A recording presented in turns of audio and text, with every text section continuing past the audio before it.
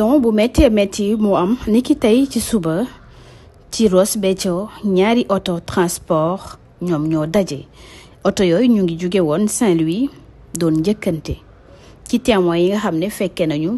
coow li na mu tëddee ak ca jamono ji accident bi am ci bi ñu doon njëkkante ci la auto yi mujjee daje accident bu méttee métti ba ñaar fukki doomu aadama ak juróom-ñett am ci ay gaañu-gaañu am na ci ñoo xam ne ci état bu doy waar lañu nekk ba dañu leen mujjee rawale ji ci l'hôpital bu Ross Béthio ndaka noonu itam am na accident bu am ni ki démb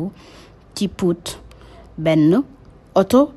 Peugeot 405 moo daje ak benn taxi bagage boo xam ne ñaari jigéen ak benn góor ñoo ci nekkoon chauffeur ba nga xam ne moo doon dawal taxi bi nag dafa am ay gaañu-gaañu yu métti ba mu ngi en coma dañ ko rawale ji ci l'hôpital ñaari jigéen ñi ndaka noonu jamono ji seenu dund mën nañoo wax ne lu ñuy laam-laamee la maanaam ñi ngi ci diggante dund ak dee mën nañoo wax ne Sénégal cun luy wañax la benn ruq seddul naam ñi ngànk wàllum dem ak dikk xeex nañ ba sonn accident yi waaye tey la wàllu gën a aay ba tax na accident yi saa ñu xëyee di ko dégg ak lu mu ci mënti dal ñaari accident yooyu la ñu enregistré diggante démb ak tey mu di Pout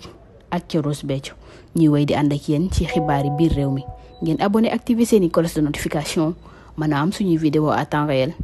jaa ngeen jëf